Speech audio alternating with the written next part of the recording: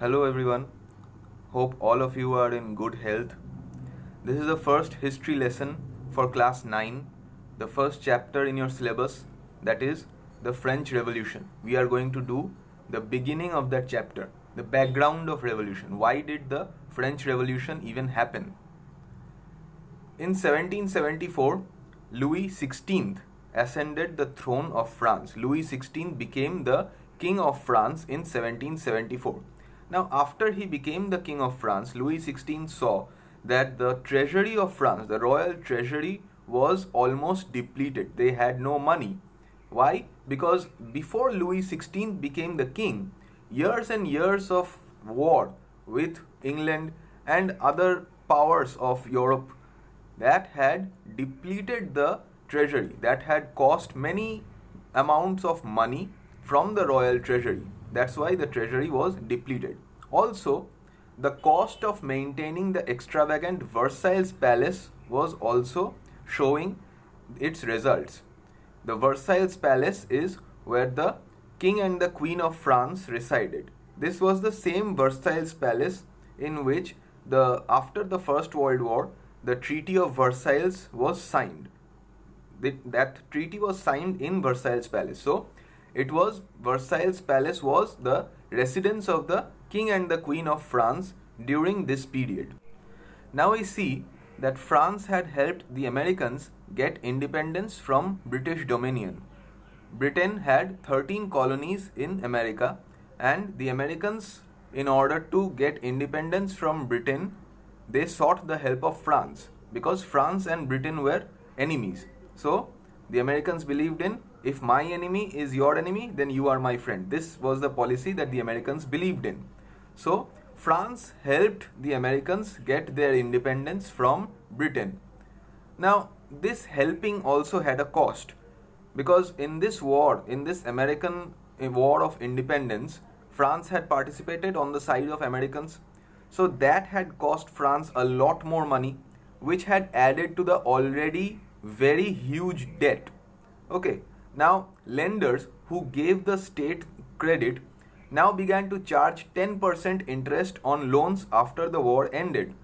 So the French government was obliged to spend an increasing percentage of its budget on interest payments alone. France had to spend a lot of its money on interest payments alone to meet its regular expenses, such as the cost of maintaining an army, the court, running government offices, running universities. The state was forced to increase taxes. So Louis XVI had no other option but to increase the taxes.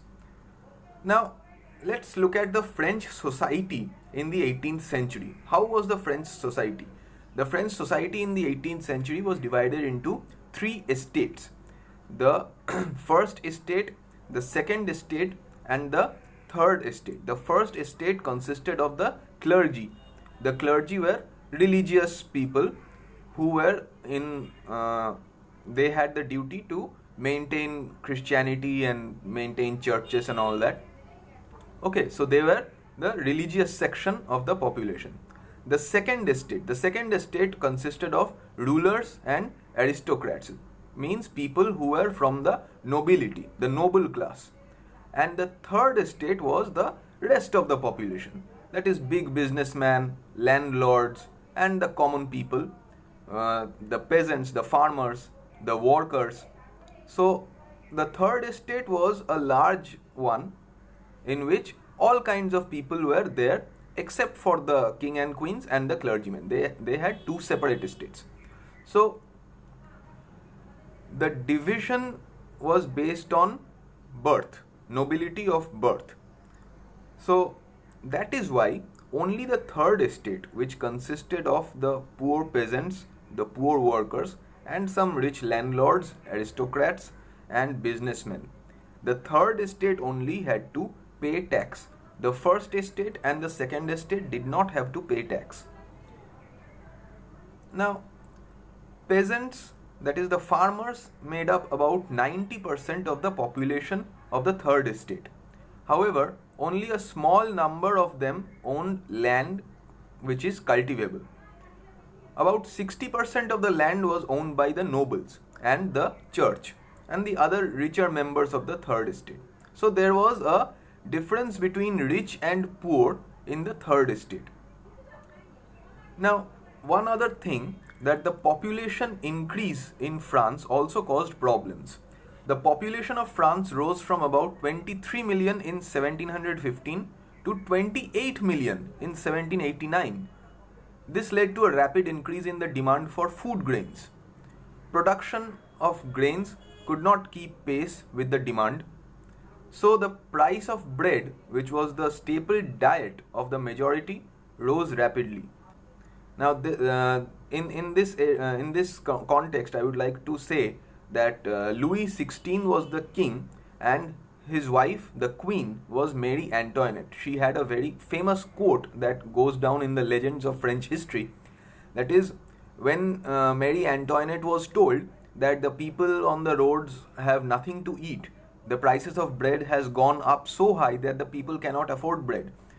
Marie Antoinette replied with this quote, "If they cannot afford bread, why don't they eat cake?" So this was the detachment of the noble classes from the daily struggle of the poor.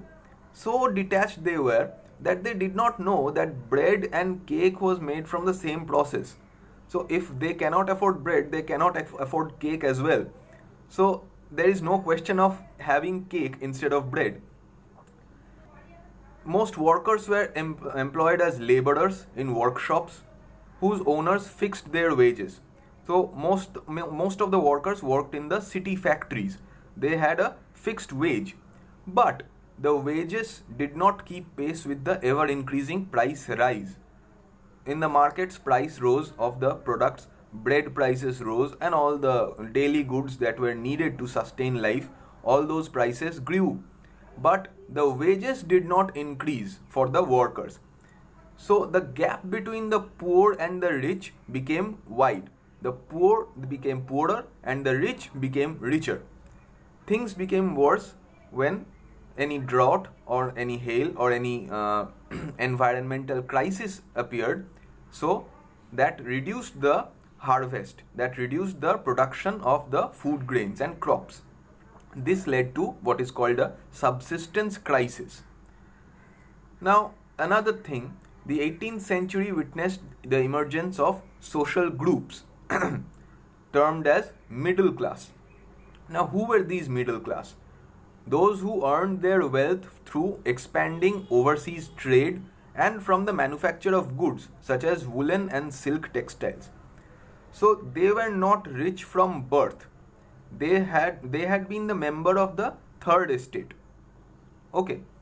So they earned their money, they earned their fortunes through trade, through business, through owning factories. Okay. In addition to merchants and manufacturers, the third estate included professionals such as lawyers, administrative officials, and teachers who believed that no group in society should be privileged by birth. Rather, a person's social position must depend on his merit.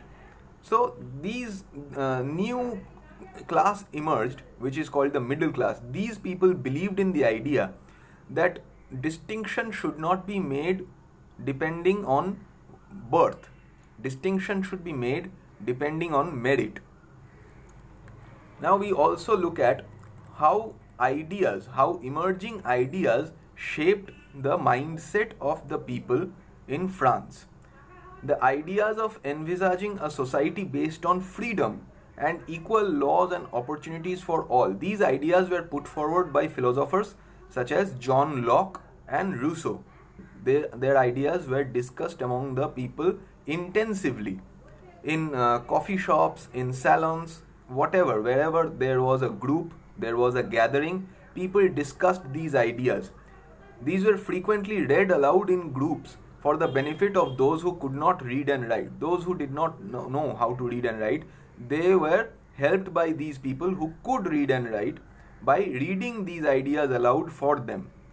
The news that Louis XVI planned to impose further taxes to be able to meet the expenses of the state generated anger and protest against the system of privileges. So this rumor or this news also that Louis XVI is going to increase taxes, even higher taxes were going to be imposed upon people, that gave rise to a feeling of anger and resentment among the common people against the people who are in power, that is the king and the queen. This is the background of the French Revolution. I think we are done for today. In the next class, we will continue with how the French Revolution took shape. Okay? Till then, bye.